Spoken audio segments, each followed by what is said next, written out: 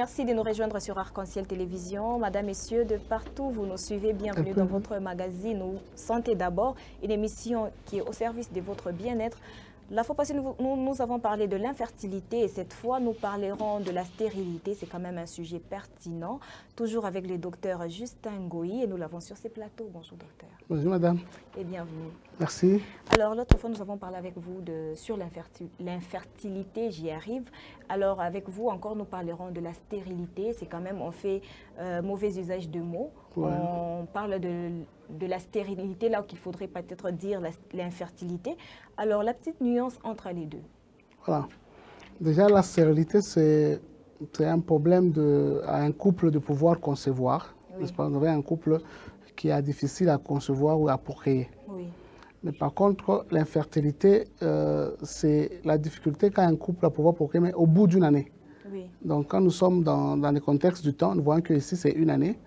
Et l'infertilité est due à des causes qui peuvent être réversibles. Oui. Mais quand nous parlons d'une stérilité, c'est-à-dire que nous voyons que c'est une infertilité permanente. Oui. Donc, on ne sait pas, l'infertilité entre dans la stérilité. Exactement. Voilà, c'est comme un sous-groupe. C'est comme un sous-groupe. C'est comme un sous-groupe. L'infertilité, puis l'infertilité, oui, puis la stérilité. Puis la stérilité, voilà. Alors, docteur, on parle de la stérilité. Que peuvent-ils être à la base de la stérilité? Elle est due à quoi? La stérilité, ça dépend. Oui. Ça peut être dû à un problème traumatique, oui. Ou bien ça peut être un problème génital, donc oui. D'une personne qui est née comme ça, ou ça peut être aussi volontaire. Oui. Il y a des problèmes, des gens qui ne veulent pas avoir des enfants, ils se font stériles. Oui. Hein, peut-être chez l'homme, on peut couper ou faire la vasectomie, c'est-à-dire oui. On coupe les canaux déférents, oui. Voilà. Ou il peut y avoir une femme qui demande à ce qu'elle ne puisse pas concevoir et... Hein, elle devient, on l'appelle stérile par volonté.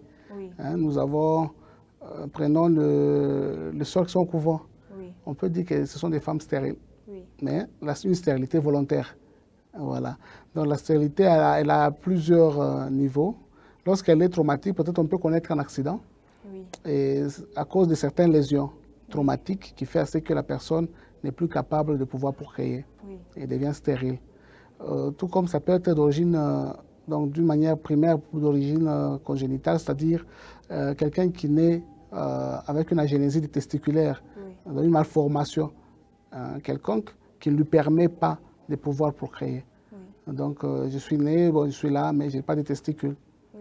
Il y a des femmes qui naissent qui n'ont pas d'utérus, oui. Voilà, une agénésie comme ça, donc génitale. Elle est née, elle est comme ça. Ou bien quelqu'un qui vient, qui est hermaphrodite, voilà, qui ne permet pas, n'est-ce pas, à pouvoir donner naissance ou bien à pouvoir procréer. Voilà. Alors, par quel signe devons-nous tout de suite nous rendre compte qu'on est stérile? Je parle par exemple de l'homme et de la femme. C'est vrai que dans cette société, elle est un peu modernisée. Oui. On peut être là, on ne sait pas réellement si on est stérile ou pas. Et par la suite, on grandit, on se marie sans savoir qu'on est stérile. Oui, pour savoir qu'on est stérile d'emblée, ce n'est pas toujours évident. Oui. Parce que la femme, quand elle voit déjà les menstrues, ou bien oui. Qu'on appelle les règles, elle se dit, bon voilà, je vois les règles, donc je suis normale, oui. J'aurai des enfants. Et or que chez nous, en fertilité ou en procréation, on dit toujours, oui. Toute femme qui règle n'est pas synonyme oui. De pouvoir procréer.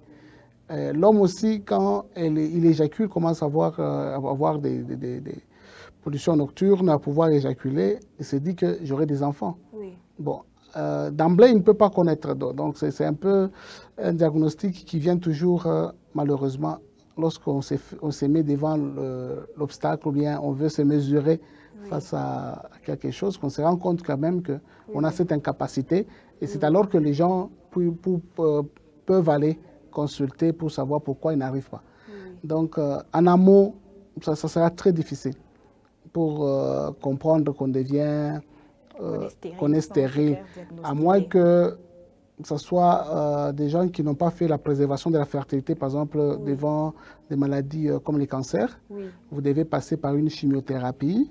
Alors, souvent, quand on passe devant une chimiothérapie, ça altère, ou bien ça dérange un peu le cycle, ou bien la sémence qui doit permettre à la personne de procréer. Alors, ailleurs, qu'est-ce qu'on fait lorsqu'on a un cancer qui est détecté trop tôt et que vous n'êtes pas encore en couple? on fait ce qu'on appelle la préservation de la fertilité. Et vous allez vous donner, on prend les semences, on les congèle, on les garde. Comme ça, vous subissez vos traitements, même s'il y a altération ou bien on a détruit la sémence, mais vous avez quand même une sémence qu'on a gardée. Et au moment opportun, on peut faire la procréation médicalement assistée avec vos sémences. Mais chez nous, cette technologie est encore trop loin. Donc, d'emblée, pour une jeune fille de 18 ans ou bien un jeune garçon de 18 ans, il ne peut pas savoir directement s'il est stérile sans pour autant avoir été en couple ou pour avoir essayé quelque part le besoin de procréer. Alors, la procréation médicalement assistée, c'est aussi possible pour un couple qui est stérile ou seulement pour un couple qui est infertile? Non, c'est pour les deux. Même pour le couple stérile, c'est-à-dire on va apprécier. On utilise les mêmes méthodes? Les mêmes méthodes, oui. On utilise les mêmes méthodes, on va apprécier. Oui. Que ce soit chez l'homme, comme je vous ai dit, on peut lui faire un don de spermatozoïdes. Si ce n'est pas ça chez la femme, on peut lui faire un don d'ovocytes. OK. Et en ce moment-là, on va stimuler la femme à pouvoir, n'est-ce pas, prendre l'embryon au sein de son utérus et puis accoucher. À moins que ce soit dans un cas où la femme n'a pas d'utérus, là, il faut chercher une mère porteuse. Bon, là, ça devient un autre cas.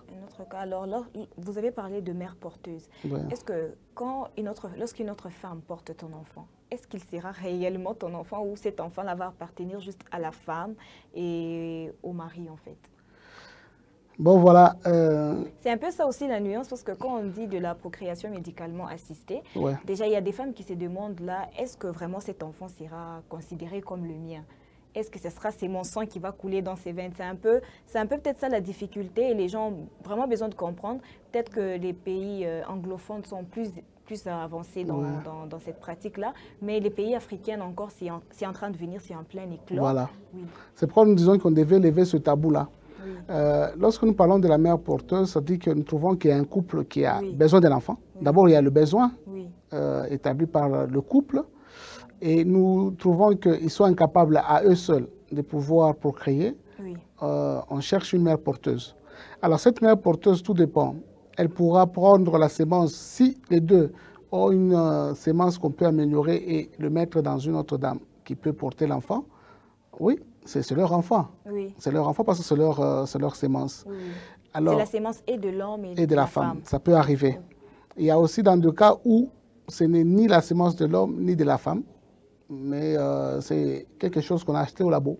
Oui. Donc, comme vous êtes là, vous êtes à l'âge, ailleurs, ce sont les étudiantes ou bien des étudiants ou bien des femmes libres qui partent vendre ou bien donner leurs ovocytes. Et on prend ces ovocytes-là, on les congèle. Lorsqu'il y a un désir de maternité, on prend les ovocytes qu'on a congelés et les spermatozoïdes, on fait la fécondation in vitro. Et on insémine, n'est-ce pas, au niveau de l'utérus de la dame. Ça peut être la femme du couple ou bien ça peut être une mère porteuse si votre femme est incapable de porter, n'est-ce pas, l'embryon jusqu'à la maturité. Alors, il y a des femmes qui ont employé des pilules contraceptives aussi, qui ont fait recours à des méthodes contraceptives. D'ailleurs, c'est conseillé pour des couples qui voudraient avoir un peu d'espacement d'enfants. Alors, est-ce que ces méthodes-là, les méthodes contraceptives, peuvent-ils aussi, voilà, je parle de méthodes contraceptives, est-ce qu'elles peuvent aussi avoir des conséquences sur la fertilité? Oui, justement, lorsqu'on prend les contraceptions, que ce soit oral ou bien par patch, ou bien que ce soit par injection, ce sont des dépôts des hormones, n'est-ce pas? Ce sont des produits chimiques qu'on donne, qui vont aller bloquer l'axe qui permettent à ce qu'on ait l'ovulation pour la femme. Non, ça va bloquer l'axe et la femme ne va pas ovuler pendant un certain temps. Alors, quand on bloque l'axe, tout ce qui est artificiel ont toujours des conséquences. Donc, il faudrait voir au bout d'un certain temps qu'est-ce que ça a donné. Mais souvent, il y a toujours moyen en médecine de manager pour rééquilibrer l'axe, pour restimuler, mais ça prend du temps. Généralement, il y a des femmes qui peuvent aller à 1 année. Hein, donc, d'ailleurs, on parle que lorsqu'il y a des complications au cours d'une année, ce n'est pas encore grave. Lorsque ça passe d'une année, on commence à s'inquiéter. Mais généralement, on peut équilibrer l'axe Mais la conséquence, c'est celle-là. C'est-à-dire que dès que vous espacez avec les micropilules et que le médecin ne vous a pas suivi, il n'y a pas une suivi médical, les conséquences sont toujours énormes. Mais lorsqu'il y a un médecin qui vous suit, il saura comment doser les hormones, parce qu'on les dose. On saura quelle est l'hormone qui est en excès, comment rééquilibrer les hormones et quel est le protocole de stimulation qu'on peut vous donner. Pas sous d'autres cieux, il y a des protocoles. Lorsqu'on veut stimuler X ou bien Y, on sait que, bon, voilà, elle a été sous une pilule, par exemple, progestatif, ou bien estroprogestatif, ou bien le 2, estroprogestatif, ou bien progestérone tout court. Alors, on va choisir un protocole qui lui sera propre pour stimuler ou qu'elle reprenne la vie, c'est quoi, la vie génitale ou bien la vie de l'ovulation. Oui, alors parlons de la stérilité secondaire, puisque vous avez parlé de l'infertilité qui avait la stérilité secondaire, primaire et secondaire. Alors la stérilité secondaire, elle est causée par quoi? La stérilité secondaire, elle est presque un mystère parce que bon, c'est quelqu'un qui est venu, qui a eu quand même, qui a fait preuve de procréer et du coup, ça s'arrête. Voilà. Donc ça dépend, il faut les classer aussi selon l'âge. Donc si vous avez une femme qui a moins de 30 ans, et qui a eu un enfant, et puis ça s'est arrêté, vous faites les bilans, n'est-ce pas, le bilan hormonal et le bilan paraclinique. On essaie de voir. Et puis, on appelle aussi l'homme, parce que comme nous disons, ce n'est pas que quand on a eu un enfant, donc un homme qui a eu un enfant ne peut pas avoir un problème secondairement. Il peut aussi être passé par certaines choses, il peut s'être exposé à une irradiation qui a peut-être perturbé, n'est-ce pas, la spermatogénèse et que l'homme devient incapable de féconder encore sa femme. Ou bien la femme, comme vous l'avez dit, elle a été sous pilule qui a compliqué l'axe, ou soit elle a une fibrome qui empêche la nidation, ou elle a un autre problème qui a bloqué le taux. Donc le problème reste entier. Oui, on repose le diagnostic sur la stérilité secondaire et lorsqu'on a le diagnostic, le traitement découle de soi-même. Alors, parlons déjà de la stérilité, chez l'homme comme chez la femme, avec la nouvelle technologie, y a-t-il un traitement ou c'est encore, on doit toujours faire recours à la procréation médicalement assistée ou à l'adoption? Non, le traitement est là.